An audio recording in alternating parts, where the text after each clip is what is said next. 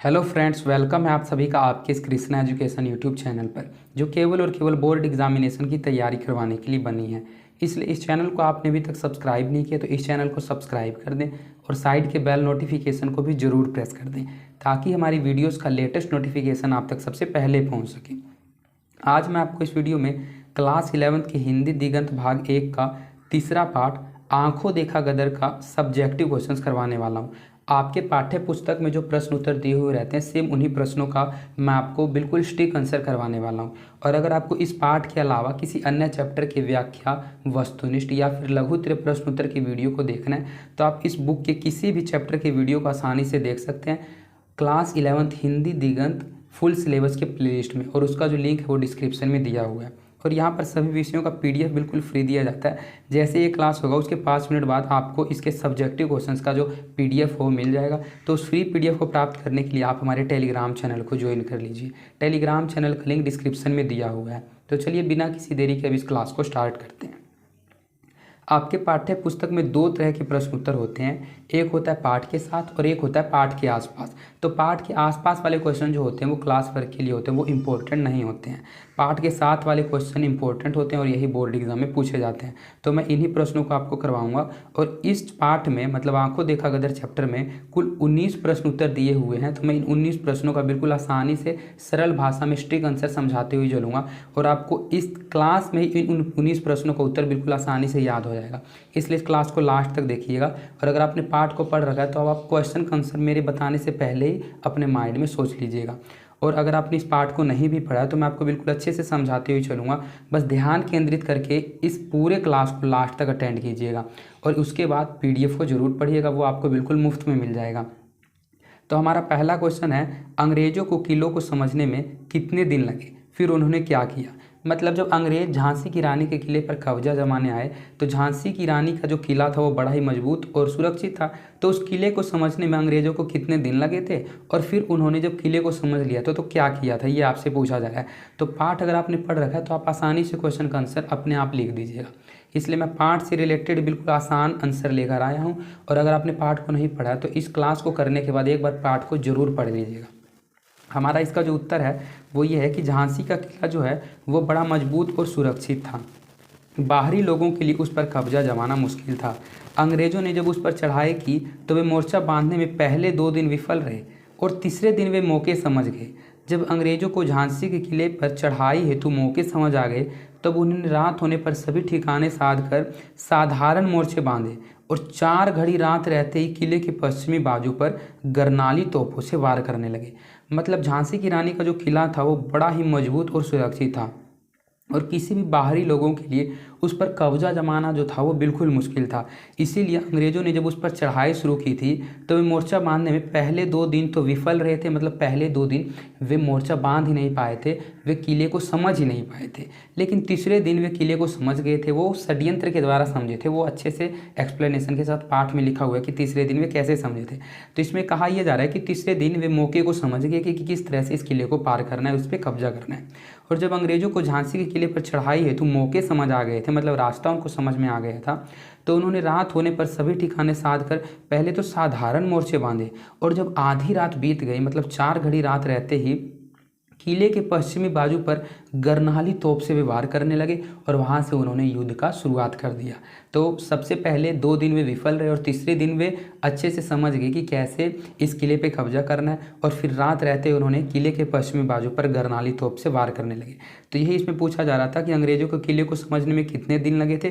तो 3 दिन लगे थे, क्योंकि 2 दिन तो वे विफल रहे थे, तीसरे दिन समझ गए थे। और फिर उन्होंने क्या किया था, तो फिर उन्होंने साधारण मोर्चा बांधा था पहली रात को, और जब आधी रात बीत गई थी तो फिर उन्होंने गरनाली तोप से झांसी के किले पर वार करना शुरू कर दिया था। हमारा दूसरा क्वेश्चन है, रानी लक्ष्मीबाई को पहली बार निराशा कब हुई थी। सभी प्रश्नों का उत्तर मैं बिल्कुल आसानी से आपको समझाते हुए चलूंगा, इसलिए बस ध्यान से मेरी बातों को सुनते हुए चलिएगा। झांसी की रानी लक्ष्मीबाई एक अद्भुत वीरांगना थी वे बड़े साहस और धैर्यपूर्वक किले पर कब्जा जमाने आए अंग्रेजों के मोर्चों को विफल कर रही थी, क्योंकि 2 दिन तो उन्होंने विफल कर ही दिया था। और तीसरे दिन जब एक तोप से गोले भी बरसाने लगे थे, फिर भी वह उनको विफल करने में महत्वपूर्ण प्रयास कर रही थी और विफल भी उनको कर पा रही थी। लेकिन जब उन्होंने देखा कि अंग्रेज रात में ही मोर्चे बांधकर शहर पर गरनाली तोप से गोले बरसाने शुरू कर दिए, तब उन्हें पहले निराशा हुई। मतलब लक्ष्मीबाई को जो सबसे पहली बार निराशा हुई वो तब हुई जब उनके लोगों के द्वारा ही षड्यंत्र के द्वारा जब अंग्रेजों को पता चल गया कि कहाँ से इनको किलों में एंट्री मिलेगी, और जब वे मौके को समझ गए तो तीसरे दिन आपको पता है कि वे गरनाली तोप से झांसी की रानी पर गोले बरसाने शुरू कर दिए। तो ये जब गोले बरसाने की बात उनको पता चली तो सबसे पहली बार उनको निराशा हुई। शहर में गोले पड़ने से आम जनता को क्या क्या कष्ट होने लगे। मैंने आपको बताया कि जब तीसरा दिन होता है तो तीसरे दिन वे रात से ही गोले बरसाने शुरू कर देते हैं और फिर पूरा दिन झांसी की रानी के किले पर गोले बरसाते हैं। तो शहर में जब गोले पड़ते हैं तो गोले पड़ने से आम जनता को क्या क्या कष्ट होने लगे, ये आपसे पूछा जा रहा है। तो पाठ में बिल्कुल इसका अच्छे से वर्णन किया गया था, उन्हीं वर्णन को मैं आपको समझाता हूँ। जब अंग्रेजों की ओर से झांसी शहर में गोले पड़ने लगे तब वहाँ की जनता को भयंकर परेशानियां होने लगी। गोला जहाँ भी गिरता वहाँ 150 आदमियों को घायल कर देता, 10-5 को तो मौत के मुंह में ही सुला देता था। गोला यदि घर पर गिरता तो वह घर जलकर राख हो जाता तथा उसके धक्के से आसपास के छोटे छोटे घर भी गिर जाते थे। गोले की गिरने से जहाँ तहाँ आग लग जाती थी। इस प्रकार सर्वत्र त्राही त्राही मच गई, कोई कहीं भी सुरक्षित महसूस नहीं कर रहा था। मतलब जब गरनाली तोप से गोले बरसाने लगे तो गोले जब शहर में बरसने लगे तो उससे हानियाँ तो जरूर होगी। तो आम जनता को इससे क्या क्या कष्ट होने लगे वो आपसे पूछा जा रहा है। तो जब गोले बरसने लगे झांसी शहर में तो वहाँ की जनता को अनेक तरह की परेशानियाँ होने लगी। वह गोला बहुत बड़ा होता है और वह गोला जहाँ भी गिरता था वहाँ 150 आदमी को, मतलब 150 आदमी के आसपास को तो घायल कर देता था और उनमें से 10-5 को तो मौत के मुंह में ही सुला देता था। मतलब जहाँ वो गोला गिरता था उसके करीब के जो 10 व्यक्ति होते थे वे तो उनकी तत्काल मृत्यु हो जाती थी और उसके आसपास करीब 150 व्यक्ति जो होते थे वे घायल हो जाते थे। जिस घर पर वह गोला गिरता था वह घर तो जलकर राख ही हो जाता था और उसके अगल बगल जो घर होते थे वे भी गिर जाते थे। गोले के गिरने से जहाँ तहाँ आग लग जाती थी और इस प्रकार झांसी की रानी के शहर में सर्वत्र जगह त्राही त्राही मच गई और कोई कहीं भी सुरक्षित महसूस नहीं कर पा रहा था, क्योंकि कहीं भी गोला गिर सकता था और इन सभी परेशानियों का सामना जो आम जनता को करना पड़ रहा था। तो शहर में गोले पड़ने से आम जनता को यही कष्ट होने लगे थे कि जहाँ वह गिरता था वहाँ कुछ लोगों की मृत्यु हो जाती थी, कुछ घायल हो जाते थे, घर जलकर राख हो जाता था और आसपास के घर गिरते थे और इसी तरह से सर्वत्र जगह त्राही त्राही मच गई थी।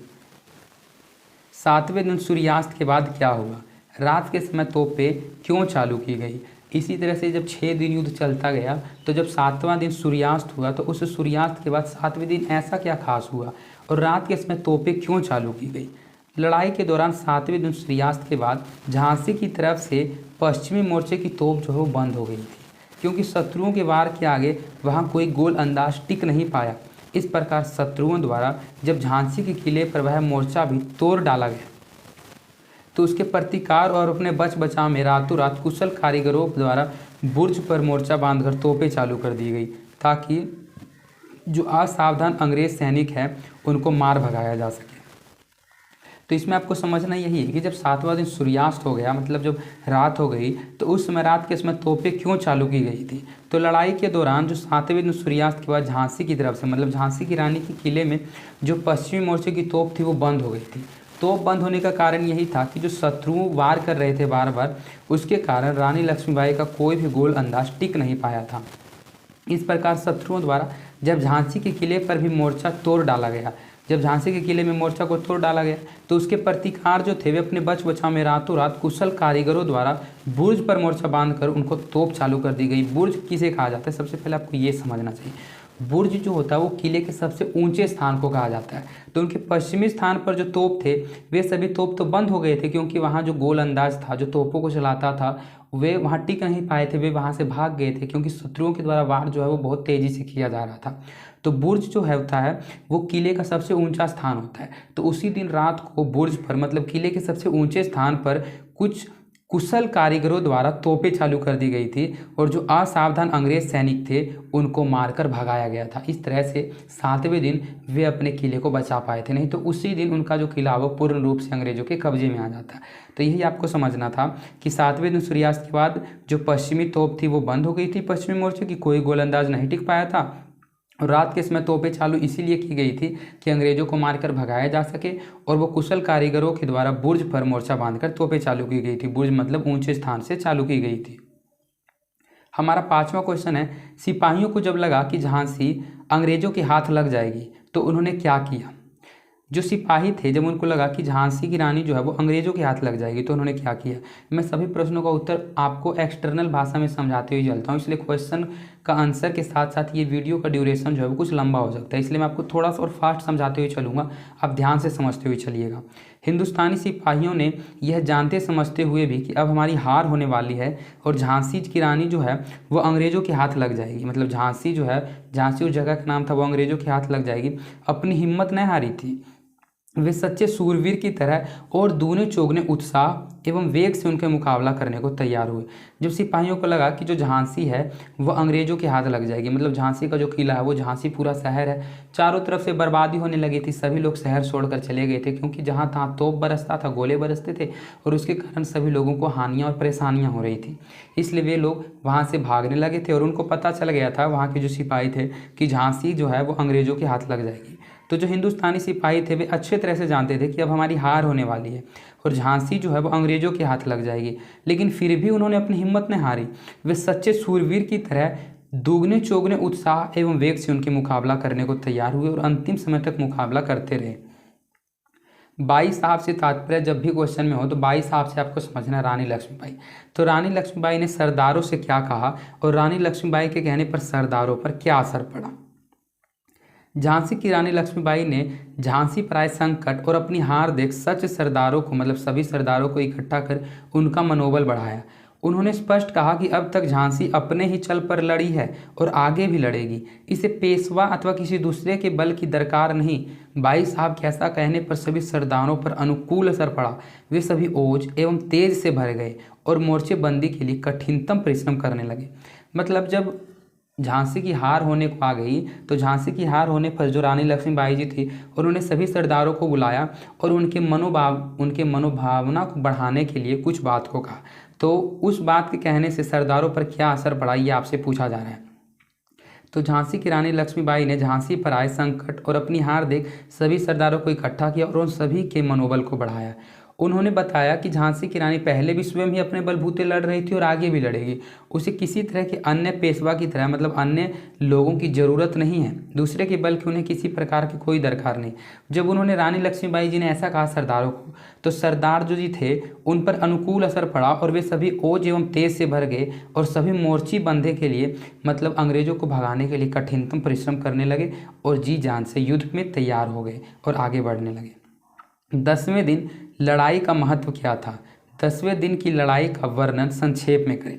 संक्षेप का मतलब होता है कि 10वां दिन का जो लड़ाई था उस लड़ाई में महत्वपूर्ण क्या था, सबसे पहले वो आपको बताना है और उसके बाद 10वें दिन की लड़ाई का जो वर्णन है, मतलब उस लड़ाई में क्या क्या हुआ उसका शॉर्ट फॉर्म में आपको विश्लेषण बताना है। झांसी के किलों को जीतने के लिए अंग्रेजों और झांसी के बीच जारी युद्ध का 10वां दिन बेहद महत्वपूर्ण था। इस युद्ध पर झांसी का भविष्य निर्धारित होने वाला था, मतलब जो 10वां दिन का युद्ध था उसी दिन पता चलने वाला था कि किसकी हार होगी और किसकी जीत होगी, और जैसा चल रहा था उस अनुसार झांसी की ही हार होने वाली थी। इसलिए इस युद्ध पर झांसी का भविष्य जो है वो निर्धारित होने वाला था, क्योंकि इधर झांसी की मदद हेतु तांत्या टोपे 15,000 फौजें लेकर पहुँच चुके थे और उधर कप्तान साहब भी अंग्रेज फौजों के साथ आधमका था। इस प्रकार उस दिन की लड़ाई जो है वो एक तरह से निर्णायक लड़ाई समझी जा रही थी। तांत्या टोपे जो हैं वो झांसी की रानी लक्ष्मीबाई की और झांसी शहर की रक्षा करने के लिए 15,000 फौज लेकर पहुंचे थे उस युद्ध में अंग्रेजों को हराने के लिए। इसीलिए उसी दिन उस युद्ध को निर्णायक युद्ध समझा जा रहा था कि अगर आज या तो अंग्रेज हार जाएंगे हम लोगों से या फिर हम हार जाएंगे। तो उस दिन बड़ा ही भीषण युद्ध हुआ, दोनों ओर के सिपाही जी जान लगाकर लड़ रहे थे, आमने सामने की लड़ाई हो रही थी, बिगुल, नरसिंदों, बंदूकों, तोपों इत्यादि से सारा वातावरण जो था वो थर्रा रहा था। ये सभी बिगुल, नरसंदी जो है ये सभी एक तरह के वाद्य यंत्र होते हैं, और बंदूक और तोप मतलब इन सभी वाद्य यंत्रों और ये सभी जो लड़ाई करने वाले यंत्र से, इन सभी से जो आवाज़ हो रही थी उस आवाज़ से सारा वातावरण थर्रा रहा था। चारों तरफ मार काट और चीर पुकार मची थी। किंतु इस लड़ाई में धीरे धीरे तांत्या टोपे एवं झांसी की रानी जो है वो पिछड़ने लगी और जो अंग्रेजी फौज है वो भारी पड़ी। तो आपको यही समझना था इसमें कि 10वें दिन की लड़ाई इसलिए महत्वपूर्ण थी क्योंकि जो तांत्या टोपे जी थे वे 15,000 फौज लेकर पहुंचे थे, और इस तरह की वो जो लड़ाई थी वो निर्णायक लड़ाई समझी जा रही थी। और 10वें दिन की लड़ाई में क्या हुआ था कि उस दिन बहुत ही बड़ा भीषण युद्ध हुआ था। दोनों ओर के सिपाही जी जान लगाकर लड़ भी रहे थे। सभी तरह से सभी आवाज़ों से जो वातावरण था वो थर्रा रहा था, कांप रहा था। चारों तरफ से मार काट चीख पुकार मची हुई थी। किंतु इस लड़ाई में धीरे धीरे तांत्या टोपे एवं झांसी की रानी जो है वो पिछड़ने लगी थी, और जो अंग्रेजी फौज है वो उन पर भारी पड़ने लगी थी।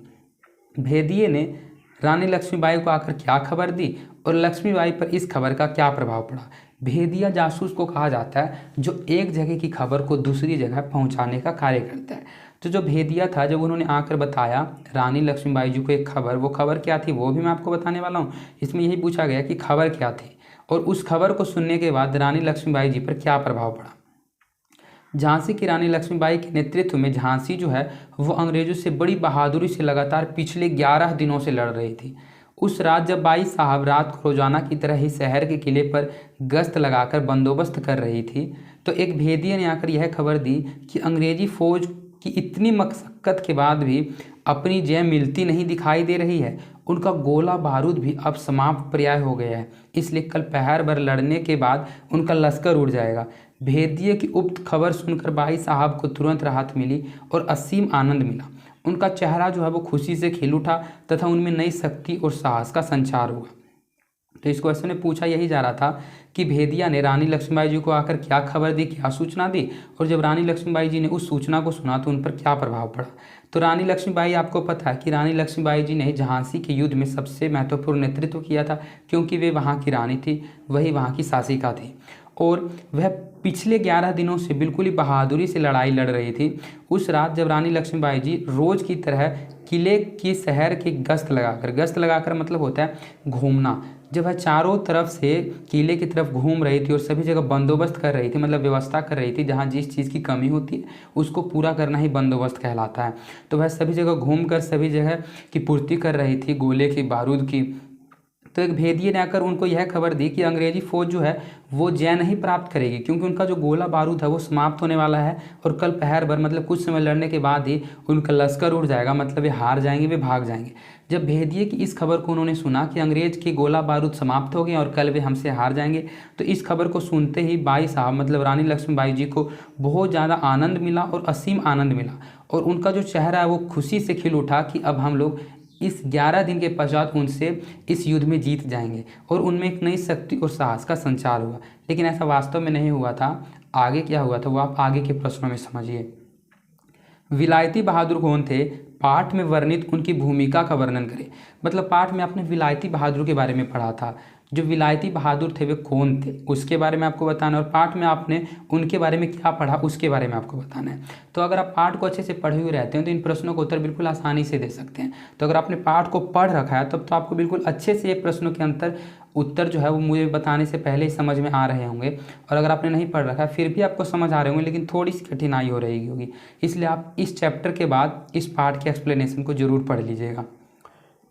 तो जो विलायती बहादुर थे वे कौन थे, वे आपसे इसमें पूछा जा रहा है। झांसी की रानी लक्ष्मीबाई के यहाँ जो 1500 थे, मतलब कि ये थोड़ा सा टाइपिंग में मिस्टेक है, मैंने पाठ आपको बिल्कुल अच्छे से पढ़ाया था, वहीं से मुझे याद है कि जो मुसलमान थे वे कुल 1500 थे, मतलब कि 1500 थे। ये थोड़ा सा टाइपिंग में मिस्टेक है, इसका जो आपको आंसर सहित PDF मिलेगा वो सही मिलेगा। झांसी की रानी लक्ष्मीबाई जी के यहाँ जो 1500 मतलब कि 1500 मुसलमान थे, वे बहुत दिनों से नौकर थे, उन्हें ही विलायती बहादुर कहा गया था। अंग्रेजों के साथ युद्ध में उनकी भूमिका बड़ी महत्वपूर्ण रही। वे सबके सब विलायती बहादुर सचमुच बड़े बहादुर थे। जब जब झांसी पर विपत्ति आई इन विलायती बहादुरों ने अपनी जान की बाजी लगाई और लक्ष्मीबाई की तरफ से ब्रिटिश फौजों की, ब्रिटिश या फीजो नहीं, फौजों होना चाहिए था, ब्रिटिश फौजों को छठी का युद्ध याद कराया। शत्रुओं से घिरी झांसी से लक्ष्मीबाई को बाहर निकालने में उनकी भूमिका सर्वथा जो है वो सराहनीय रहेगी। मतलब जो विलायती बहादुर थे वे कौन थे? तो रानी लक्ष्मीबाई जी के यहाँ कुल 1500 मतलब कि 1500 मुसलमान नौकर का कार्य करते थे। उन्हीं नौकर को, जो 1500-1500 मुसलमान थे, उन्हीं को विलायती बहादुर झांसी की रानी लक्ष्मीबाई जी कहती थी। और अंग्रेजों के साथ युद्ध में उनकी जो भूमिका थी वो बड़ी महत्वपूर्ण थी, क्योंकि पाठ में आपने अच्छे से पढ़ा था कि विलायती बहादुर सच में बहुत बहादुर थे। वे जब भी झांसी पर विपत्ति आती थी वे बिल्कुल बहादुरी से अपनी जान की बाजी लगाकर ब्रिटिश फौजों को छठी का युद्ध दिलाने में बिल्कुल कारगर सिद्ध हुए थे। और शत्रुओं से घिरी झांसी से लक्ष्मीबाई को बाहर निकालने में भी उनकी भूमिका जो है वो सर्वथा सराहनीय रही थी। लक्ष्मीबाई को वृद्ध सरदार ने किन किन अवसरों पर सलाह दी और इसके क्या परिणाम हुए? रानी लक्ष्मीबाई जी जब भी टूट जाती थी तब उसको एक वृद्ध सरदार था, वही उनको सलाह देती थी, वही उनको सलाह देकर उनके मनोबल को बढ़ा देता था। तो इसके क्या परिणाम होते थे और वो क्या क्या कहता था? तो प्रस्तुत पाठांकों देखा गदर में वृद्ध सरदार 2 अवसरों पर रानी लक्ष्मीबाई जी को सलाह देता है। पहला तो देता है कि आगे बढ़ने से मना करता है और किले में लौटने के लिए कहता है। वो आप अच्छे से क्वेश्चन के आंसर में समझिए कि 2 बार अवसरों पर रानी लक्ष्मीबाई को सलाह देता है, दोनों ही बार अच्छे परिणाम निकले। जब 75 वर्ष का वृद्ध सरदार देखता है कि गोरे लोग विलायती बहादुरों की मार से घबराकर भागे। विलायती बहादुर मैंने अभी आपको बताया जो 1500 मुसलमान नौकर का कार्य करते थे, और जब उन्होंने अपनी जान बाजी पर लगाकर अंग्रेजों से युद्ध लड़ने के लिए बाहर निकले थे। अंग्रेज जो थे वे तीसरे दिन किले को तोड़ दिए थे और धीरे धीरे अंदर वार करने लगे थे, जिससे शहर के सभी लोग शहर को छोड़कर भाग गए थे। और जब उन्होंने शहर में प्रवेश किया तो वे किले की ओर दौड़ने लगे। तो जो 1500 मतलब कि 1500 मुसलमान थे विलायती बहादुर, जब उन्होंने अपनी जान की बाजी लगाकर शहर में जितने भी गोरे लोग थे, मतलब कि गोरे लोगों का तात्पर्य ब्रिटिश लोग, अंग्रेज थे, उन सभी को मार कर घबरा कर भागा दिया था। तो यही बताया जा रहा है कि जब 75 वर्ष का वृद्ध सरदार देखता है कि जो गोरे लोग थे वे विलायती बहादुरों की मार से घबराकर भाग गए हैं तथा छुप छुप कर वार करने लगे हैं, और जो बाई साहब है वो बढ़ती ही जा रही है, मतलब रानी लक्ष्मीबाई जो है वो उनकी तरफ बढ़ती जा रही है, तो उसने समझाया कि इस समय आगे जाकर गोलियों का शिकार होना बेकार है। सैकड़ों गोरे अंदर घुस गए हैं। सैकड़ों गोरे का मतलब है कि बहुत सारे जो अंग्रेज हैं वे अंदर घुस गए हैं, इमारतों की आड़ से गोलियां चला रहे हैं, इमारतों की तरफ, झाड़ियों की तरफ छुप छुप कर गोली चलाने लगे थे। इसलिए इस समय मुफ्त में जान गंवाने से अच्छा है कि आप किले में जाकर दरवाज़ा बंद करके पहले सुरक्षित हो जाएं, फिर कोई उपाय सोचें। बाई साहब ने उनकी बात मानकर वापस आ गई। दूसरी बार जब बाई साहब अंग्रेजी फौजों के बारे में झांसी की बर्बादी और लोगों की आसरी को देखते हुए अत्यंत खीन और उदास मन से लोगों को महल के बाहर चले जाने एवं स्वयं को महल में गोला बारूद भरकर आग जलाकर, मतलब आग लगाकर मर जाने की बात कहती है, मतलब आत्महत्या करने की बात कहती है, तो वही अनुभवी सरदार जो 75 वर्ष का था वही बड़ा समयोचित सलाह सुझाता है। वह स्पष्ट समझाता है कि महारानी आपको इस तरह निराश नहीं होना चाहिए, आत्महत्या करना बड़ा पाप है। इससे तो बहुत अच्छा है कि आदमी युद्ध करता हुआ स्वर्ग जीतने को उद्यम करे। इसलिए आपको इस समय धैर्य एवं गंभीरतापूर्वक इस कठिन स्थिति से उबरने का रास्ता निकालना चाहिए। उस वृद्ध सरदार के प्रबोधन के बाद रानी लक्ष्मीबाई को बहुत कुछ धीरज बंधा और वे स्वस्थ हुए, उनका मनोबल बढ़ा, उनकी निराशा दूर हुई तथा उनमें आशा एवं ओज का संचार हुआ। तो इस प्रश्न में सिर्फ यही पूछा आपसे जा रहा था कि जो रानी लक्ष्मीबाई जी थी उनको वृद्ध जो सरदार था, जो 75 वर्ष का वृद्ध सरदार था, उन्होंने किन किन अवसरों पर उनको सलाह दिया था और उसके क्या परिणाम हुए थे। मैंने आपको बताया कि इस पाठ में रानी लक्ष्मीबाई जी को मैं आपको अब शॉर्टकट में समझाता हूँ इस प्रश्न का उत्तर, बस आप ध्यान से समझिए। 2 बार उस 75 वर्ष के वृद्ध सरदार ने रानी लक्ष्मीबाई जी को सलाह दिया था। पहली बार सलाह दिया था जब अंग्रेज किले के अंदर घुस गए थे, और जब वे किले की ओर बढ़ने लगे तो जो 1500 विलायती बहादुर थे, मतलब कि जो 1500 मुसलमान नौकर उनके यहाँ थे, जब वे तलवार लेकर सभी गोरे लोगों से लड़ने लगे और गोरे लोग जब उनसे डर कर भाग कर छुप गए और इमारतों की आड़ में आकर गोली चलाने लगे, तब जो 75 वर्ष का वृद्ध सरदार था उन्होंने रानी लक्ष्मीबाई जी को कहा कि आगे बढ़ने से अच्छा है कि आप किले में वापस आकर कोई योजना बनाइए, इनको भगाने का उपाय सोचिए, क्योंकि अगर आप अभी आगे बढ़िएगा तो कभी भी कहीं से गोली मारकर आपकी हत्या कर सकता है। तो पहली बार तो रानी लक्ष्मीबाई जी उसकी बात को मानकर आ जाती है और योजना बनाती है, और दूसरी बार जब रानी लक्ष्मीबाई जी को पता चलता है कि अब तो वह हारने वाली है, तो वह कहती है कि आप सभी लोग किले को छोड़कर भाग जाइए और मैं इस किले में गोला बारूद भर कर आग लगाकर इसमें आत्महत्या कर लेती हूँ, वैसा वह सोचती है। लेकिन उस समय भी जो 75 वर्ष का वृद्ध सरदार है वह उनको अच्छे से समझाते हुए कहता है कि महारानी युद्ध करने से अच्छा है, मतलब महारानी आत्महत्या करने से अच्छा है कि आप युद्ध में या तो हार जाइए या फिर युद्ध में हार कर स्वर्ग सिधार जाइए, मतलब युद्ध में आपकी हत्या हो तो वो बहुत ही महत्वपूर्ण होगी। और दूसरी बार भी वह इन्हीं बातों को समझाते हुए रानी लक्ष्मीबाई जी की जो मनोबल भावना है उसको आगे बढ़ाता है और उनकी निराशा इसी तरह दूर होती है और उसमें एक तरह आशा और मौज का संचार होता है। तो दोनों बार किस तरह से वह उनको समझाता है और किस तरह का परिणाम रानी लक्ष्मीबाई जी के अंतर्गत आता है वो मैंने आपको अच्छे से समझा दिया है। हमारा नेक्स्ट क्वेश्चन है, शहर की दीवार पर चढ़ने के लिए अंग्रेजों ने कौन सी युक्ति सोची थी। ये क्वेश्चन मोस्ट इंपॉर्टेंट है और अगर आपका टर्मिनल फर्स्ट एग्जामिनेशन होने वाला है तो उसमें ये क्वेश्चन बहुत बार पूछा जाता है जो फर्स्ट टर्म एग्जामिनेशन होता है, इसलिए इस क्वेश्चन को आप अच्छे से समझिएगा। बिल्कुल ही शॉर्ट आंसर इसका है। झांसी की रानी की जो दीवार थी वो बहुत ऊंची थी, लेकिन फिर भी अंग्रेजों ने उन दीवारों पर चढ़ने की एक युक्ति मतलब उपाय सोच ली थी। तो वो उपाय क्या था वही आपसे पूछा जा रहा है। झांसी के शहर की दीवार पर चढ़ने के लिए अंग्रेजों ने यह उपाय किया कि हजारों मजदूरों के सिर पर घास के हजारों गट्ठर रखे दीवार के पास चले आए। वहां मजदूरों ने घास के गट्ठरों को एक पर एक रखकर उनकी सीढ़ी बना दी। इस प्रकार घास के गट्ठरों से बनी सीढ़ी के सहारे अंग्रेज दीवार के पर चढ़कर इस पार से उस पार चले आए। मतलब उन्होंने क्या दिमाग लगाया कि 1000 से भी ज़्यादा मजदूर के सिर पर उन्होंने घास के गट्ठर बनवा दिए।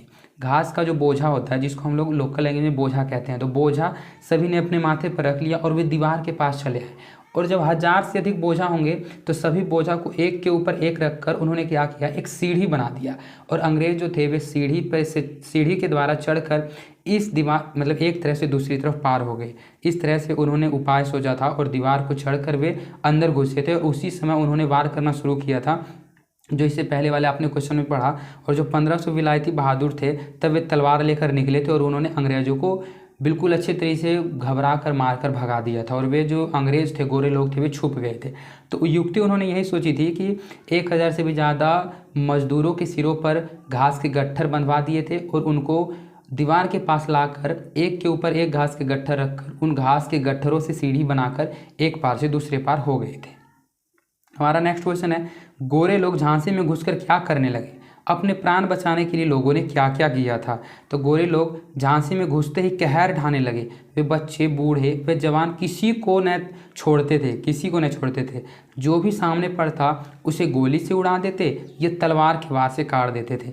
इसके अतिरिक्त वे लूटपाट भी करने लगे। गोरे सिपाहियों के इस आतंक से सबके प्राण कांपने लगे।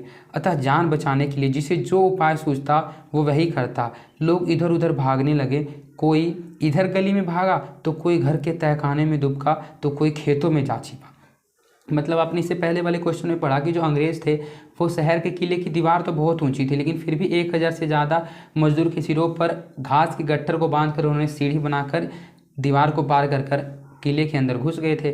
और जब वे किले के अंदर घुस गए थे तो उन्होंने क्या किया कि लोग जो थे वहाँ के झांसी के, उसमें घुसते ही वे उन लोगों पर कहर ढाने लगे थे। वे बच्चे, बूढ़े, जवान, उनको कोई भी मिलता तो वे उनको या तो गोली से उड़ा देते थे या फिर तलवार से उनको काट कर मार देते थे। इसके अतिरिक्त वे लूटपाट भी करने लगे थे।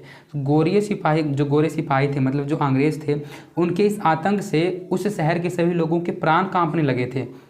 अतः वे अपनी जान बचाने के लिए जिसे जो उपाय सूझता वह वही करता। लोग इधर उधर भागने लगे। कोई इधर गली में भागता, कोई घर के तहखाने में दुबक कर छुप जाता और कोई खेतों में जा छिपता। इसी तरह से लोग अपनी जान बचाने के लिए जो उपाय सूझता वही करता था। हमारा नेक्स्ट क्वेश्चन है, मैं महल में गोला बारूद भरकर इसी में आग लगाकर मर जाऊंगी। लोग रात होते ही किले को छोड़कर चले जाएं और अपने प्राणों की रक्षा के लिए उपाय करें। रानी लक्ष्मीबाई जी ने ऐसा क्यों कहा था और इस कथन से उनके व्यक्तित्व का कौन सा पहलू उभरता, अपने शब्दों में लिखें। तो मैंने अभी आपको इस लाइन का जिक्र एक पहले वाले क्वेश्चन में किया जिसमें जो 75 वर्ष का वृद्ध सरदार था वह उनको समझाता है कि रानी आत्महत्या करने से अच्छा है कि आप युद्ध में स्वर्ग को सिधार जाएं। तो ये लाइन जब रानी लक्ष्मीबाई जी ने कहा था कि मैं इसमें गोला बारूद भर कर इसी में आग लगाकर आत्महत्या कर लूँगी, मतलब मर जाऊँगी और रात होते ही आप सभी लोग किले छोड़कर भाग जाइएगा, तो उन्होंने अपने प्राणों की रक्षा के लिए क्या उपाय किया था और रानी लक्ष्मीबाई जी ने ऐसा क्यों कहा था, ये उस पाठ को पढ़कर आपको समझ आएगा जो आप इस आंसर में से समझने वाले हैं।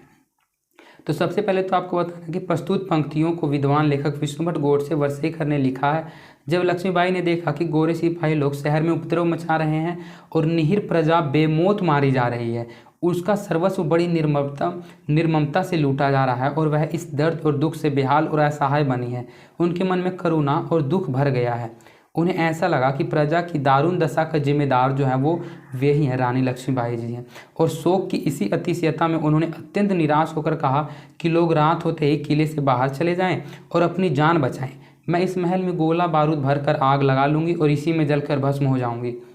उपयुक्त कथन से रानी लक्ष्मीबाई के चरित्र की स्त्री सुलभ कोमलता, दुखार्तार्ता और करुणायिता आदि विशेषताएं प्रकट होती हैं। साथ ही साथ उनके व्यक्तित्व का यह वीरता से बड़ा महत्वपूर्ण पक्ष भी ध्वनित होता है कि वे शत्रुओं के हाथ पड़ने की अपेक्षा स्वयं मरण का दृढ़ करना अच्छा समझती थी। मतलब जब रानी लक्ष्मीबाई जी ने देखा कि अंग्रेज किले की दीवार को भी पार कर गए हैं, किले की दीवार को पार करके वे अंग्रेज में त्राही मचाने लगे हैं, उनको जो लोग मिलता, बूढ़े मिलते, बच्चे मिलते, जवान मिलते, सभी को मार देते थे। जब उन्होंने इस दशा को देखा अपने शहर में तो उनको लगा कि ये जो भी हो रहा है ये सब का सब मेरे कारण ही हो रहा है और इस प्रजा की इस दारुण दशा का जिम्मेदार मैं ही हूँ, ऐसा रानी लक्ष्मीबाई जी को लगा। इसीलिए इस शोक की अतिशयता से उन्होंने अत्यंत निराश होकर कहा कि सभी लोग रात होते ही किले से बाहर चले जाएं और जिस तरह से हो अपनी जान बचाएं। मैं इस महल में गोला बारूद भरकर आग लगा लूंगी और इसी में जलकर भस्म हो जाऊंगी। इसी आत्महत्या का निर्णय लेकर उन्होंने इस सलाह को सभी लोगों के सामने प्रस्तुत किया। लेकिन जो 75 वर्ष का वृद्ध सरदार था वो उनको बाद में समझाता है। तो इसमें पूछा जा रहा था कि इससे रानी लक्ष्मीबाई जी के किस तरह के व्यक्तित्व का वर्णन का पता चलता है। तो इससे हम लोगों को रानी लक्ष्मीबाई जी के चरित्र की स्त्री सुलभ कोमलता, दुखार्तता और करुणायिता आदि विशेषताएं प्रकट होती हैं और साथ ही उनसे व्यक्तित्व का वीरता से भरा महत्वपूर्ण पक्ष भी ध्वनित होता है। वे चाहती थी कि वे शत्रुओं के हाथ पड़ने की अपेक्षा स्वयं को हत्या स्वयं ही कर ले। इसीलिए वह इस पंक्ति को सभी के सामने कहती है कि मैं महल में गोला बारूद भरकर इसी में आग लगाकर मर जाऊंगी और आप सभी रात होते ही किले छोड़कर अपने जान को बचा लीजिएगा। वहाँ आत्महत्या करके पाप सच्चे करने की अपेक्षा युद्ध में स्वर्ग जीतना उत्तम है। वृद्ध सरदार के इस कथन का रानी लक्ष्मीबाई जी पर क्या प्रभाव पड़ा? सभी क्वेश्चन जो है वो एक दूसरे से कनेक्टेड हैं। तो अगर आप क्वेश्चन पहले वाले अच्छे से समझते हुए जा रहे होंगे तो आपको आगे के क्वेश्चन बिल्कुल अच्छे से समझ में आ रहे होंगे। और पाठ में क्या स्टोरी थी, अगर आपने पाठ को नहीं भी पढ़ा तो आपको पाठ का स्टोरी पता चल रहा होगा। तो मैंने अभी आपको बताया जब रानी लक्ष्मीबाई जी कहती है कि मैं इस महल में गोला बारूद भरकर आग लगाकर इसी में जलकर भस्म हो जाऊंगी और आप सभी लोग अपने जीवन को बचा लीजिएगा, रात को किले छोड़कर यहाँ से जान बचाने के लिए भाग जाइएगा। तो जब ऐसा कहती है तो जो 75 वर्ष का वृद्ध सरदार होता है वो कहता है कि आत्महत्या करके पाप स्वच्छ करने की अपेक्षा युद्ध में स्वर्ग जीतना उत्तम है। और जब वह वृद्ध सरदार इस कथन को रानी लक्ष्मीबाई जी को कहता है तो रानी लक्ष्मीबाई जी जब इस कथन को सुनती है तो उन पर क्या प्रभाव पड़ता है ये आपसे पूछा जा रहा है। प्रस्तुत पंक्तियों में लेखक ने देखा कि जब झांसी में अंग्रेजों के द्वारा प्रजा का सर्वस्व बड़ी निर्ममता से लूटा जा रहा है तब रानी लक्ष्मीबाई जी ने महल में गोला बारूद भरकर आग लगाकर आत्महत्या की बात कही। तो जो वृद्ध सरदार था उन्होंने यह कहा कि आत्महत्या करके पाप सच करने की अपेक्षा युद्ध में स्वर्ग जीतना उत्तम है। रानी लक्ष्मीबाई के मन में व्याप्त निराशा और दुख की काली घटा जो है वो छट जाता था और उनमें पुनः आशा एवं ओज एवं वीरता का प्रकाश भर जाता है। मतलब जब ऐसी बात कहती है कि आप सभी लोग चले जाइएगा रात को, मैं आग लगाकर इसी में जलकर भस्म हो जाऊंगी गोला बारूद भरकर, तो जब है जो वृद्ध सरदार था वह उनको कहता है कि आत्महत्या करके पाप संचय करने की अपेक्षा आप युद्ध में स्वर्ग जीतिए, वह आपके लिए उत्तम होगा। तो जब वह इस बात को सुनती है तो उनके मन में एक व्याप्त निराशा और दुख की जो काली घटा है वो छट जाती है, मतलब दूर हो जाती है। उनमें पुनः आशा ओज एवं वीरता की प्रकाश भर जाती है और आत्महत्या करने की जो सलाह थी उसको इनकार करती है और उस बात को भूल जाती है। मैं आधे सेर चावल की हकदार, मेरी ऐसी रांड मूड को विधवा धर्म छोड़कर यह सब उद्योग करने की क्या कुछ जरूरत नहीं थी, परंतु धर्म की रक्षा के लिए इस कर्म में प्रवृत्त हुई हूँ। उसके लिए ऐश्वर्य सुख मान प्राण सबकी आशा छोड़ के हूँ। रानी लक्ष्मीबाई जी के इस कथन की सप्रसंग व्याख्या करें। रानी लक्ष्मीबाई जी जब इस कथन को कहती है तो इस कथन के जरिए वो पाठ में क्या कहना चाहती है वो आपसे पूछा जा रहा है। तो प्रस्तुत व्याख्या मतलब सप्रसंग व्याख्या हमारे हिंदी की पाठ्य पुस्तक दिगंत भाग 1 में संकलित आंखों देखा गदर पाठ से लिया गया है, जिसके मूल मराठी लेखक जो है वे विष्णु भट्ट गोडसे वर्सेकर जी हैं तथा इसके जो हिंदी अनुवादक है वे अमृतलाल नागर जी हैं। मैंने आपको ऑब्जेक्टिव क्वेश्चन में भी बताया था कि ये जो पाठ है, इस पाठ की रचना मराठी भाषा में माझा प्रवेश में किया गया था। और ये जो माझा प्रवास था, इस माझा प्रवास की रचना विष्णुभट्ट गोडसे वर्सेकर जी ने किया था। और इसी से आंखों देखा गदर पाठ का हिंदी रूपांतरण अमृतलाल नागर जी ने किया था। तो ये पाठ वहीं से लिया गया। और इस पंक्ति के जरिए रानी लक्ष्मीबाई जी क्या कहना चाहते हैं वो आप समझिए। जब रानी लक्ष्मीबाई जी अंग्रेजों के सैन्य समूह को वीरतापूर्वक भेजती हुई झांसी को छोड़ चली, तो वो लेखक भी वहां से अन्य लोगों के साथ निकल चले। रास्ते में कालपी से करीब 6 कोस पहले एक जगह उन्होंने रात्रि विश्राम किया। वहीं शोर में एकाएक हल्ला सुन उनकी नींद टूट हुई। पहले तो वे बहुत घबराए, पर ये पीछे यह जानकर निश्चित हुए कि ये जो फौजी दस्ते हैं ये अंग्रेजों के नहीं अपितु लक्ष्मीबाई जी के हैं। बाद में दोनों की पहचान होती है। रानी लक्ष्मीबाई जी विष्णुभट्ट गोडसे वर्सेकर जी को पहचान जाते हैं और वो रानी लक्ष्मीबाई जी को पहचान जाती है। और रानी लक्ष्मीबाई जी बड़ी निराशा मन स्थिति में यह उद्गार प्रकट करती है और वह कहती है, झांसी की रानी लक्ष्मीबाई बड़ी वीरतापूर्वक कई दिनों से अंग्रेजों के साथ लड़ाई करती चली आ रही थी, पर दुर्भाग्यवश दिन पर दिन विजयश्री उनसे दूर होती जा रही थी। अतः उनके अंदर निराशा और अवसाद घर कर चुके थे। उसी मन स्थिति में वह यह हृदय उद्गार व्यक्त करती है कि मुझे किसी भोग विलास की कोई इच्छा नहीं। मैं तो सिर्फ आध सेर, या आध होना चाहिए था, ये थोड़ा सा टाइपिंग में मिस्टेक है। मैं तो सिर्फ आध सेर चावल की हकदार थी, वह मुझे आसानी से मिल जाता। इसलिए मुझे अपने विधवा धर्म का परित्याग कर युद्ध कर्म में प्रवृत्त होने की कोई ज़रूरत नहीं थी। किंतु मैं निश्चिंता का जीवन छोड़ प्रजा एवं धर्म की रक्षा के विचार से युद्ध में कूद पड़ी। और अब जबकि मैं युद्ध छेड़ चुकी हूँ, तो मुझे अपने लिए सुख, ऐश्वर्य, मान या प्राण का कोई महत्व नहीं। मुझे इनमें से किसी भी चीज़ की कोई परवाह नहीं। मैं सबकी आशा छोड़ चुकी हूँ। रानी लक्ष्मीबाई जी के उपयुक्त कथन में उनके हृदय की निराशा, प्रजा उत्सलता एवं धर्म प्राणता का भाव सहज रूप में अभिव्यक्त है। किंतु इसका अर्थ यह भी नहीं कि उन्हें अपने किए कुछ पर अफसोस था, बल्कि यह तो युद्ध के दौरान विपक्षी की बढ़ती शक्ति और अपनी पराजय स्थिति से उत्पन्न वीरांगना की सहज अकृत्रिम प्रतिक्रिया है। रानी लक्ष्मीबाई जी कहती है कि मैं तो सिर्फ आध सेर चावल की हकदार थी, क्योंकि वह विधवा हो गई थी। वह कहती है मैं तो विधवा थी, आध सेर चावल खाकर कहीं भी अपना जीवन व्यतीत कर सकती थी, मुझे इन सभी में पढ़ने की क्या ज़रूरत थी। लेकिन फिर भी वह विधवा धर्म का परित्याग कर युद्ध कर्म में प्रवृत्त होती है। और वह कहती है कि यह सिर्फ और सिर्फ वह अपनी प्रजा और धर्म की रक्षा के विचार से युद्ध में कूद पड़ी थी। और वह कहती है कि जब मैं युद्ध छेड़ ही चुकी हूँ, तो मुझे अपने लिए सुख, ऐश्वर्य, मान या प्राण का कोई महत्व नहीं है। मेरा सुख, ऐश्वर्य मिले या ना मिले, मुझे प्राण मिले या ना मिले, उनके प्राण का भी कोई महत्व नहीं था। अब मुझे इन सभी चीज़ की कोई भी परवाह नहीं है, वह ऐसा कहती है। और कहती है विष्णुभट्ट गोडसे वर्सेकर जी को कि मैं इन सभी चीज़ की आशा छोड़ चुकी हूँ।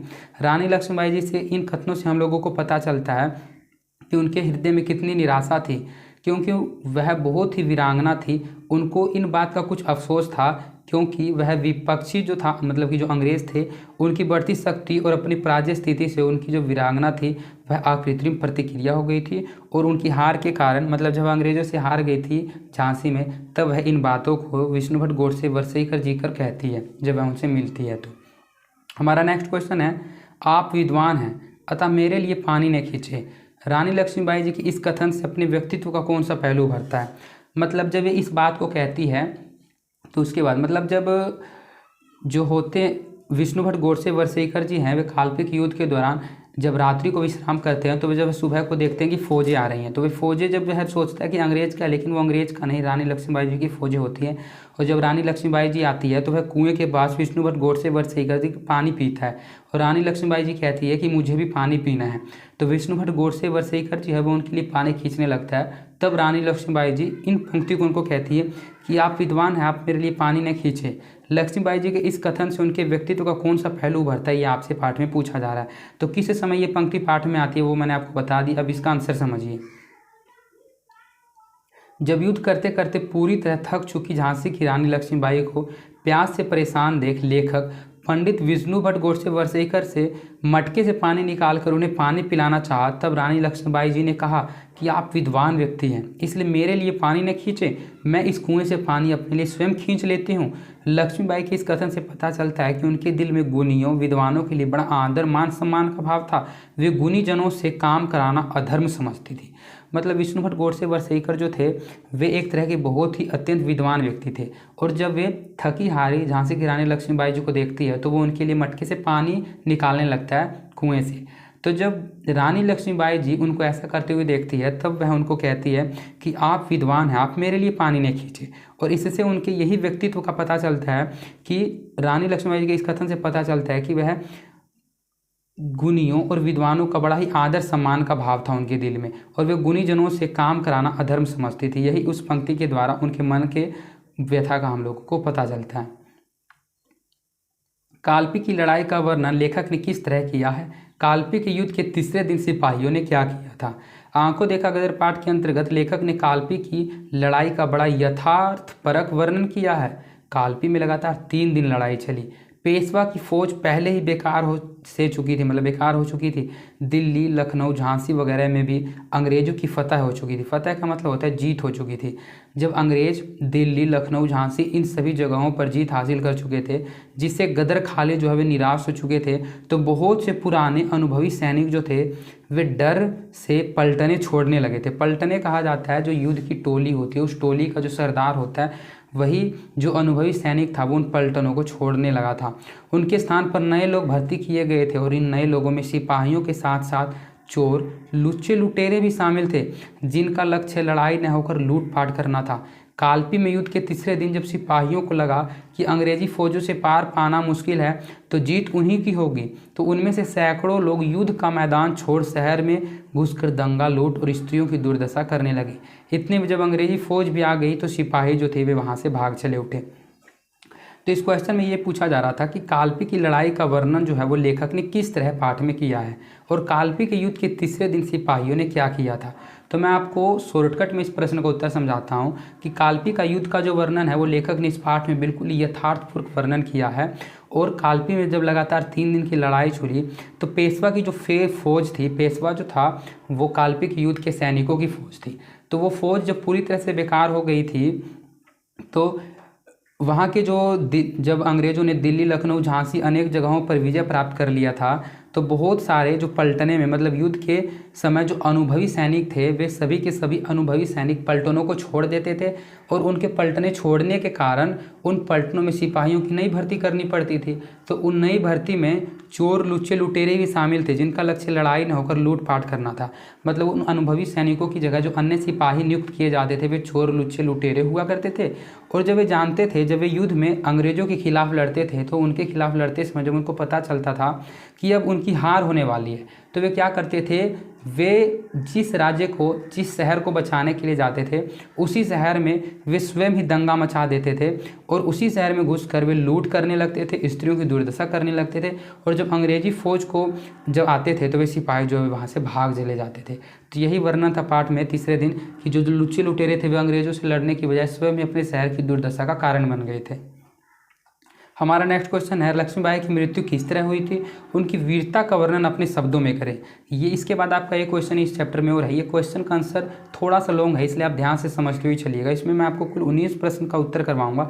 जो आपके पाठ्य पुस्तक में प्रश्न उत्तर होते हैं सेम उन्हीं प्रश्नों को मैं आपको करवाता हूँ, तो ध्यान से समझते हुए चलिए। इसमें क्वेश्चन ज़्यादा थे इसलिए इस वीडियो का जो ड्यूरेशन है वो थोड़ा ज़्यादा हो गया। तो इसमें पूछा जा रहा है कि रानी लक्ष्मीबाई जी की मृत्यु किस तरह हुई थी और उनकी वीरता का आपने क्या वर्णन पाठ में देखा, उस वर्णन को अपने शब्दों में करें। झांसी की रानी लक्ष्मीबाई एक अद्भुत और अप्रीतम वीरांगना थी। यदि उन्हें शक्ति एवं साहस की देवी दुर्गा का अवतार कहा जाए तो यह कदाचित अनुचित न होगा। मतलब झांसी की रानी लक्ष्मीबाई जी थी, वह वीरांगना थी, और यदि उन्हें शक्ति एवं साहस की देवी दुर्गा का अवतार कहा जाए तो ये बिल्कुल ही गलत नहीं होगा, क्योंकि वे देवी दुर्गा का ही अवतार थी, ऐसा लोगों का कहना था। झांसी पर संकट का बादल मंडराया देख साहस की पुतली सी स्वाभिमानी लक्ष्मीबाई ने अंग्रेजों के सामने घुटने टेकने की बजाय उनसे लोहा लेने के उपाय में लग गई। लोहा लेने का मतलब होता है युद्ध करने के उपाय में लग गई, उनसे भागने की बजाय। वे बड़ी कठिन परिश्रम करती, रात भर जाकर रणनीति बनाती और युद्ध के समय स्वयं दौड़ कर सैनिकों का मनोबल बढ़ाती, उत्साहवर्धन करती थी। फिर भी जब काल चक्र विपरीत रहा, झांसी के दुर्ग में अंग्रेज प्रवेश कर गए तो उन्होंने न तो हिम्मत हारी और न ही आत्मसमर्पण किया, बल्कि एक वीर क्षत्राणी की भांति अपने बहादुर जवानों के साथ लिए शत्रु सेना को छिन्न भिन्न करते हुए रणनीति के तहत कालपी पहुंची। फिर जब मुरार पर अंग्रेजों का हमला हुआ तो तांत्या टोपे एवं राव साहब रानी लक्ष्मीबाई ने वहाँ भी भीषण युद्ध किया। सबसे पहले तो रानी लक्ष्मीबाई जी ने झांसी को बचाने के लिए भीषण युद्ध किया। उन्होंने 11-12 दिनों की लड़ाई लड़ी, लेकिन उनका काल चक्र जो था वो विपरीत था, मतलब उनका समय अच्छा नहीं चल रहा था इसलिए। लेकिन वहाँ भी उन्होंने आत्मसमर्पण नहीं किया। वह अंग्रेजों की सेना को छीन भिन करते हुए वहाँ से निकलकर काल्पनिक युद्ध में गई। उन्होंने काल्पनिक युद्ध में बहुत अच्छी तरह से रणनीति बनाकर काल्पनिक युद्ध को लड़ा। लेकिन जब काल्पनिक युद्ध में भी उनकी हार हुई, फिर जब वह मुरार पहुंची, तो जब मुरार पर अंग्रेजों का हमला हुआ, तो मुरार पर जब अंग्रेजों का हमला होता है तो तांत्या टोपे, राव साहब और रानी लक्ष्मीबाई ये तीनों मिलकर अंग्रेजों के खिलाफ भीषण युद्ध करने लगते हैं। मुरार के भीष्म संग्राम में ही उन्हें गोली लग जाती है, मतलब अंग्रेज गोली चला देता है रानी लक्ष्मीबाई जी पर। फिर भी वीरता की प्रतिमूर्ति रानी लक्ष्मीबाई आगे बढ़ चढ़कर दुश्मनों का सफाया करती रही। इसी बीच उनकी जांघ पर तलवार का करारा प्रहार हुआ। सबसे पहले तो उनको गोली लगी, लेकिन गोली लगने के पश्चात भी वह आगे बढ़ चढ़कर अंग्रेजों को मारते हुए आगे बढ़ रही थी, अंग्रेजों की सफाया करती जा रही थी। उसके बीच उनकी जांघ पर एक तलवार का करारा प्रहार हुआ और वे घोड़े से गिरने लगी। यह देख तांत्या टोपे ने उन्हें संभाला और घोड़े को आगे बढ़ा दिया। इस प्रकार झांसी की रानी लक्ष्मीबाई ने लड़ाई में कभी भी शत्रुओं को पीठ नहीं दिखाई और युद्ध क्षेत्र में ही वीर गति को प्राप्त हो गई। वस्तुतः उनकी वीरता अनुपम थी, जो सदैव चारों ओर प्रेरित और अनुप्राणित करती रहेगी। मतलब उन्होंने युद्ध में कभी भी पीठ नहीं दिखाई, मतलब हार नहीं माना। वे अंतिम समय तक लड़ती रही और वो युद्ध क्षेत्र में ही वीर गति को प्राप्त हो गई, मतलब उनकी मृत्यु हो गई। आपके इस चैप्टर का लास्ट क्वेश्चन है, निम्नलिखित वाक्यों की सप्रसंग व्याख्या करें। ये जो मैंने आपको 18 नंबर क्वेश्चन कराई, ये आपके एग्जाम में 5 नंबर का क्वेश्चन पूछा जाएगा, इसलिए उसके आंसर को अच्छे से ध्यान रखिएगा। और सप्रसंग व्याख्या आपके एग्जाम में हमेशा 5 नंबर का पूछा जाता है। इसमें एक पंक्ति आपको दिया जाता है और आपको इस पंक्ति को पढ़कर ये पहचानना होता है कि ये पंक्ति किस पाठ से लिया गया और उस पाठ के लेखक क्या थे, कौन थे, और इस पंक्ति के जरिए उस पाठ में लेखक क्या कहना चाहते थे। इन बातों का आपको पता होगा तो आप एग्जाम में 5 नंबर को बिल्कुल आसानी से उठा लीजिएगा। तो पंक्ति को मैं आपको समझाता हूँ बिल्कुल अच्छे से, इसका आंसर कैसे लिखना है वो भी समझाता हूँ। हमारी पहली पंक्ति है, परंतु निराशा की शक्ति भी कुछ विलक्षण ही होती है। जब आप पाठ को पढ़े हुए रहिएगा तभी आप पंक्ति को पहचान पाइएगा, इसलिए सभी पाठ के एक्सप्लेनेशन को मैंने बिल्कुल अच्छे से करवा रखा है। आप क्लास 11 हिंदी दिगंत फुल सिलेबस के प्लेलिस्ट में जाकर सभी चैप्टर के एक्सप्लेनेशन को एक बार जरूर देख लीजिएगा या फिर इसके PDF को पढ़ लीजिएगा। तो पंक्ति को पढ़ते आपको पता चल जाना चाहिए कि ये पंक्ति किस पाठ से लिया गया है। प्रस्तुत पंक्ति हमारी हिंदी की पाठ्य पुस्तक दिगंत भाग 1 के आंखों देखा गदर पाठ से लिया गया, उद्धृत है, मतलब लिया गया है। इसके लेखक पंडित विष्णुभट्ट गोडसे वर्सेकर जी हैं। इसमें 1857 के प्रथम भारतीय स्वाधीनता संग्राम के आंखों देखा हाल का वर्णन किया गया है। झांसी पर अंग्रेजी फौज हमला बोल चुकी है। झांसी की मदद को तांत्या टोपे भी पहुंच गए हैं। अंग्रेज और झांसी के बीच भीष्म संग्राम छिड़ा है, पर धीरे धीरे झांसी की फौज जो है वो परास्त होने लगती है और अंग्रेजों का हौसला जो है वो बढ़ता जा रहा है। यह उसी पंक्ति के संदर्भ में कथित है कि ऐसे तो अंग्रेजों की विजय देख झांसी में हाहाकार मचा हुआ है, पर यह सच्चे सूरवीरों की धरती है जो अपने आन की रक्षा में जान देना चाहते हैं, जिनके लिए दुश्मन के आगे घुटने टेकने की बजाय उन्हें मारते हुए शहीद हो जाना लाख गुना अच्छा है। सच्चे वीर कभी निराश नहीं होते। यदि कभी निराशा पास फटकती भी है तो उसी से वे विलक्षण शक्ति विस्फोट कराते हैं। झांसी के सिपाहियों को यह जानकर कि निर्मम और निर्दय अंग्रेज ही जीतेंगे और झांसी उन्हीं के हाथ लगेगी, साहस और शौर्य कुंठित होने की बजाय और बढ़ जाता है। वे और उत्साह एवं मनोबल के साथ युद्ध में जुट जाते हैं। प्रस्तुत पंक्ति में निराशा की विलक्षण शक्ति का संकेत किया गया है। इस पंक्ति में यही लिखा गया था कि निराशा की शक्ति भी कुछ विलक्षण ही होती है। मतलब जब आपको पता हो कि मेरी हार होने वाली है, लेकिन फिर भी आप में उस हार आपको पता है कि आपकी होने वाली है, लेकिन फिर भी आप बिल्कुल ओज के साथ, बिल्कुल तेजी के साथ युद्ध को लड़ रहे हैं, तो वही निराशा की विलक्षण शक्ति होती है। तो सबसे पहले इस पंक्ति में आपको ये लिखना है कि प्रस्तुत पंक्ति हमारी हिंदी की पाठ्य पुस्तक दिगंत भाग 1 में संकलित आंखों देखा गदर पाठ से लिया गया है और इस पाठ के लेखक जो है वो विष्णुभट्ट गोडसे वर्सेकर जी हैं।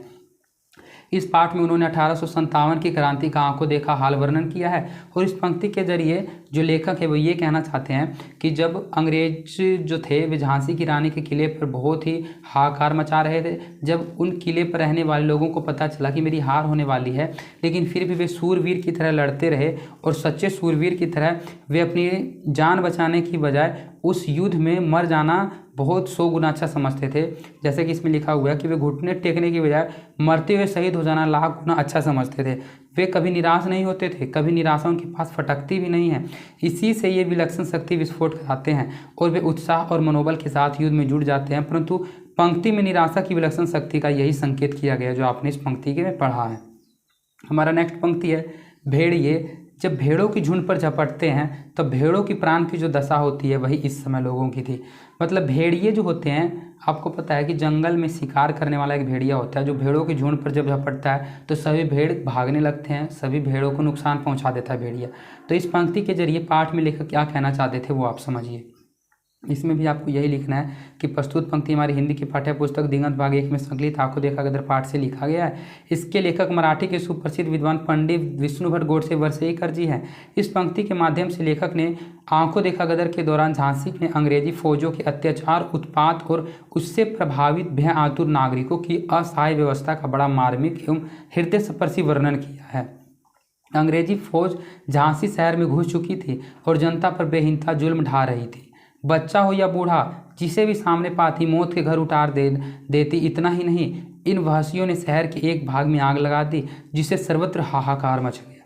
उस समय निरीह नागरिकों को प्राण बचाने के लिए कोई उपाय न सूझता था। इसी भीषण और करुण दृश्य का वर्णन करते हुए भेड़ों पर भेड़ियों के आक्रमण का उदाहरण लेखक ने दिया है। भेड़े जो होते हैं अत्यंत निरा और दुर्लभ जीव होते हैं। भेड़िए के सामने उनका कोई वश नहीं चलता है। जब भेड़िए आक्रमण करने लगते हैं तो भेड़ों की दशा अत्यंत करुण हो जाती है और उनके प्राण नसों में समा जाते हैं। वह चाह कर भी कुछ नहीं कर सकती, अपने जान भी नहीं बचा सकती। यही हाल उन गोरे सिपाहियों के आतंक और जुल्म के सामने झांसी की रानी के लोग, झांसी के जो लोग थे उनकी निरीह एवं निहत्थी जनता की थी। इस पंक्ति में क्रूर सिपाहियों के लिए भेड़िए और निरीह जनता के लिए भेड़ों की उपमा की स्टिक बैठती है। मतलब भेड़िए कहा गया है अंग्रेजों को और भेड़ कहा गया है झांसी की जनता को, क्योंकि जब वे घुस जाते हैं झांसी के शहर में तो उनको बूढ़ा बच्चा जवान जो भी मिलता था वे उनको या तो गोली से उड़ा देते थे या फिर उनको तलवार की वार से काट देते थे। उन्होंने एक जगह आग लगा दिया था जिससे पूरे शहर में हाहाकार मच गया था। तो इस तरह से उन्होंने पूरे शहर में त्राही त्राही मचा दिया था। तो इसीलिए इस पंक्ति में लेखक ने वर्णन किया है कि जो भेड़िया जो होता है जब भेड़ के झुंड पर झपटता है तब भेड़ों के प्राण की जो दशा होती है वही उस समय झांसी के प्रजा की थी। वही इस पंक्ति के जरिए लेखक ने हम लोगों को समझाया है। उसके बाद आपका नेक्स्ट पंक्ति है, आत्महत्या करना बड़ा पाप है। दुख में धैर्य धारण करके गंभीरतापूर्वक सोचना चाहिए कि उससे बचने के लिए आगे कोई रास्ता निकल सकता है या नहीं। ये एक मैंने क्वेश्चन के जरिए भी आपको समझाया है। सेम पंक्ति में आपको ये पंक्ति कहाँ से लिया गया वो बताना और इस पंक्ति के जरिए लेखक पाठ में क्या कहना चाहते थे वो आपको समझाना है। इस तरह का क्वेश्चन आपके एग्जाम में जरूर पूछा जाएगा, इसलिए ऐसे प्रश्नों के उत्तर को आप ध्यान से समझिएगा। सबसे पहले आपको ये लिखना है, प्रस्तुत पंक्ति हमारी हिंदी की पाठ्य पुस्तक दिगंत भाग 1 में संकलित आंखों देखा गदर पाठ से लिया गया। इस पाठ के जो लेखक है वे पंडित विष्णु भट्ट गोडसे वर्सेकर जी हैं। इन पंक्तियों में लेखक ने जब रानी लक्ष्मीबाई जी अंग्रेजों की विजय और अपनी प्रजा के साथ प्रजाजनों की असहाय व्यवस्था को देखती है और उनको लगता है कि ये सब कुछ मेरे ही कारण हो रहा है, तो वह अत्यंत चिंतित, निराश और उदास हताश हो जाती है। वो कहती है कि प्रजा लोग रात में ही भागकर सुरक्षित स्थान पर चले जाएं, मैं इस महल में गोला बारूद भरकर आग लगाकर मर जाऊंगी। इस कथन पर जो वृद्ध सरदार 75 वर्ष का होता है वह यह कथन कहता है कि झांसी का वह वृद्ध सरदार रानी लक्ष्मीबाई जी को प्रबोध देते हुए कहता है कि आप जैसी वीर नारी के लिए ऐसा करना कदापि उचित नहीं। वीर कभी पलायनवादी नहीं होते, वे तो हंसकर संकटों का सामना करते हैं। वास्तव में आत्महत्या की बात करना ही कायरता है, यह वीरों का धर्म नहीं। विपत्ति आने पर धैर्य से काम लिया जाना चाहिए और गंभीरतापूर्वक सोचकर आगे के लिए बचाव का रास्ता निकालना चाहिए। इस प्रकार यहाँ जो वृद्ध सरदार होता है वह शांत, क्लांत और निराश हताश में पीड़ित झांसी की रानी लक्ष्मीबाई को समयोचित सही सलाह देता है। रानी पर इसका तद अनुकूल प्रभाव भी पड़ता है और वे पुनः अपने पुण्य कर्म में सन्निध होती है। विपत्ति में धैर्य धारण करने की सीख तथा आत्महत्या जैसे कृत्य की निंदा के बाद सर्वथा उन्हें उचित लगता है। मतलब ये पाठ का वर्णन मैंने आपको, इस पंक्ति का वर्णन इस क्लास में ही 3 से 4 बार कर दिया, तो आपको अच्छे से पता चल गया होगा कि इस पंक्ति के जरिए लेखक क्या समझाना चाहते थे। तो इस तरह से आपके इस पाठ के 19 प्रश्नों का जो उत्तर है वो बिल्कुल अच्छे से मैंने आपको समझा दिया।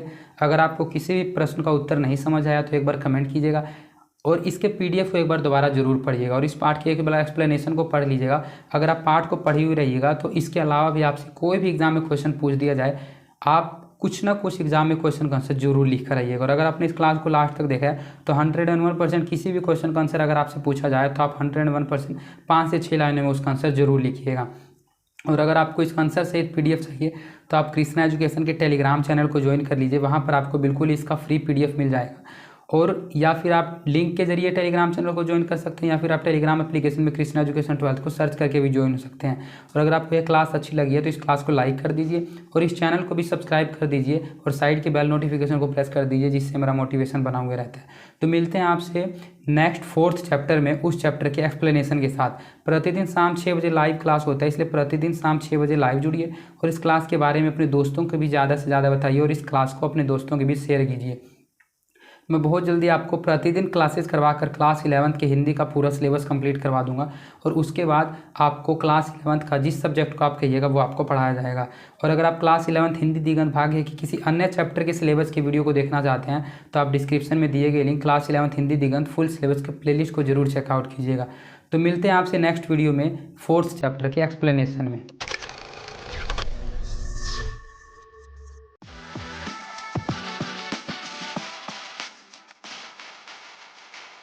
Audio